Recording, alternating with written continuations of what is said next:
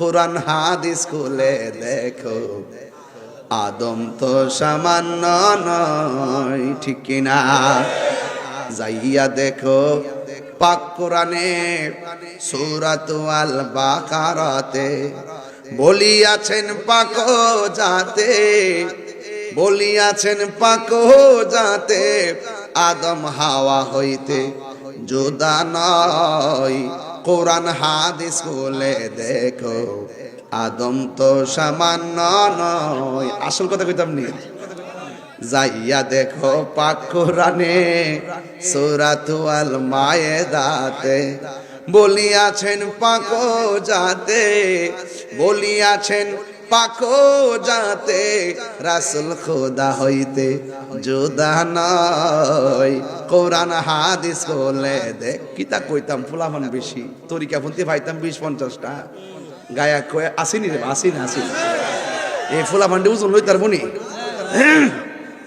হ্যাঁ পারবো নি রে ফুলামান। রসুল হলো আল্লাহ দেখার কন্যা, রসুল হলো আল্লাহ দেখার। আল্লাহ মানা নবী মানা নয়, নবী মানলেই আল্লাহ মানা হয়, ঠিক কিনা বলেন? এটা বহুত একটার পর ওয়াজ, আল্লাহ হায়াতে বাঁচলে ওই আবার আইলে একটার পর ওয়াজ আমার কাছে আছে। মাগরির পর ওয়াজে একটা, আর একটার পর ওয়াজে আরেকটা।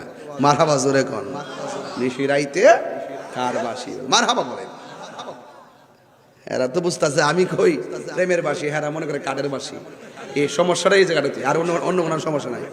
আমি বলি ভাবের ঘর, হ্যাঁ ববের ঘর, তো ববের ঘর তুলে ওই যে মেম্বারশিপের বিল্ডিংটা, আর বাবের ঘরটা কোনটা?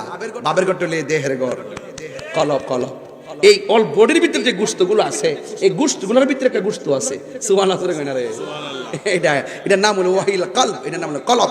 এটা সুস্থ থাকলে বডিটা সুস্থ থাকে, এটা অসুস্থ থাকলে অল বডি অসুস্থ হয়ে যায়। চিৎকার বের করে মারহাবা। তো সন্ধান জানবেন নি, মতিমালের দোকানে গেলে মতিমাল পাওয়া যায়, আর আল্লাহর ওলির দরবারে গেলে আল্লাহ পাওয়া যায়। কথা কোন ঠিক কিনা?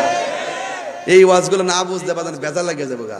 এবার নবী প্রথম আকাশে যাইয়া আদম নবীর সঙ্গে দেখা হলো, এই 7 আসমানে যাইয়া 7 জন নবীর সঙ্গে দেখা হলো। এখন আপনাদের কাছে বিচার দিয়া যায়, 7 জন নবী কি আসমানে জেতা না মরা? জিন্দা নেই। তাহলে এদের রওজা মুবারকটা জমিনে আছে না নাই? এরা ওই যা আবার 1,24,000 পয়গম্বর আমার নবীর পিছনে যায় মসজিদে আকসার মধ্যে মুক্তাদি হইছে। তখন একই নবী কবর, একই নবী মসজিদ, একই নবী আসমান।